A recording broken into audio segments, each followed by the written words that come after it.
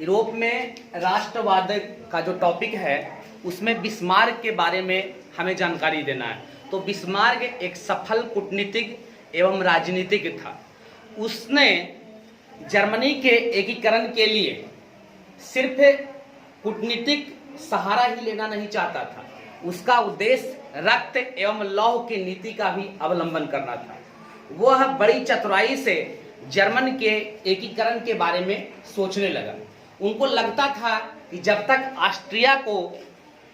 Austria को कमजोर नहीं किया जाएगा तो जर्मनी का एकीकरण किया नहीं जा सकता है, क्योंकि आधुनिक काल में जर्मन जो है कई छोटे छोटे भागों में विभक्त थे।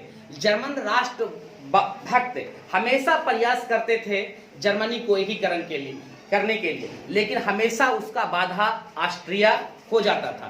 लेकिन वह कुछ और तरीके अपनाने लगा। वह जो होता है वो फ्रांस के दार्शनिक हीगल के विचारों का समर्थक था। हीगल एक आधुनिक विचारधारा वाला व्यक्ति था, उससे विचारों से वो प्रभावित था। उसने कुछ आइडिया अपने दिमाग में लाया और जर्मनी के एकीकरण के लिए प्रयास करने लगा। उसने सबसे पहले फ्रांस से दोस्ती का हाथ बढ़ाया। फ्रांस से, क्योंकि दक्षिण जर्मनी में फ्रांस का प्रभुत्व था, तो वो फ्रांस से सीधे लड़ाई करना नहीं चाहता था। वो कोई ऐसा तरीका अपनाना चाहता था जिससे फ्रांस आगे भविष्य में जर्मनी के खिलाफ युद्ध ना करे, क्योंकि उसका क्षेत्र पहले से उसके नियंत्रण में था। तो उसने फ्रांस से समझौता कर लिया और वो कहा कि फ्रांस को कुछ जमीन देगा और धीरे धीरे अपने प्रोविंस पर्सा का सुदृढ़ीकरण किया और वो ऑस्ट्रिया से भिड़ने के बारे में सोचने लगा और धीरे धीरे वो अपने ताकत को बढ़ाने लगा और वो एक तरह से इस ढंग से वो आगे बढ़ा ताकि फ्रांस उनके मामले में कोई दखल नहीं दिया और फ्रांस पर्सा युद्ध से तटस्थ रह गया। और उसके बाद बिस्मार्क ने एक और कूटनीतिक चाल करी। वह इटली के शासक विक्टर इमैनुअल से संधि कर ली और संधि करने के बाद वो ऑस्ट्रिया पर चढ़ाई किया। तो इस प्रकार ऑस्ट्रिया दोहरे युद्ध में फंस गया और इस दोहरे युद्ध में उसकी बुरी तरह हार हो गई।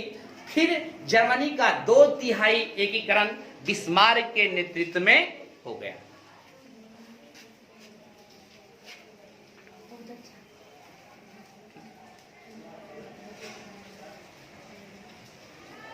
मिटा सकता हूं।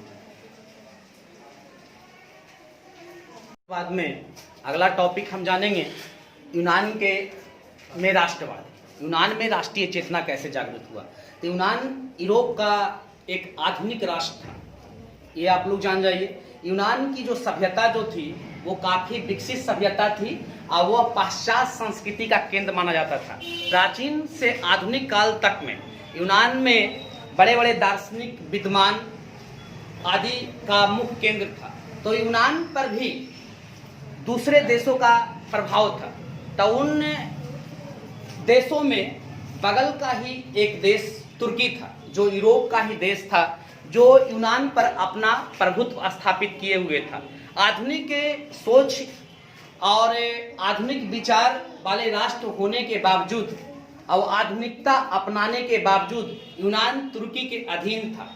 लेकिन यूनान के लोगों में भी राष्ट्रवाद की भावना फ्रांसीसी क्रांति से जागृत हुई। फ्रांसीसी क्रांति से जागृत हुआ, उनको भी लगने लगा कि हम किसी दूसरे राष्ट्र के पराधीन से बेहतर हो कि हम भी क्या हो, एक स्वतंत्र राष्ट्र के रूप में रहें। तो इस प्रकार मैं आपको बता देता हूं कि 1832 में आपको हिटेरिया फिलाइक नामक एक संस्था का गठन किया गया और यह संस्था जो है वो यूनान में तुर्की शासन के खिलाफ आवाज उठाना था, क्योंकि तुर्की का सभ्यता और यूनान की सभ्यता दोनों एक ही थे। उपनिवेश और औपनिवेशिक की सभ्यता एक ही थी, लेकिन वो किसी भी हालत में वो तुर्की शासन से स्वतंत्र होना चाहते थे। तो इस प्रकार यह संगठन ने यूनान में वहां के मध्यवर्गीय जनता में राष्ट्रवाद की भावना जागृत करने का प्रयास किया, जो यूनानी स्वतंत्रता आंदोलन की शुरुआती दौर के नाम से जाना जाता है।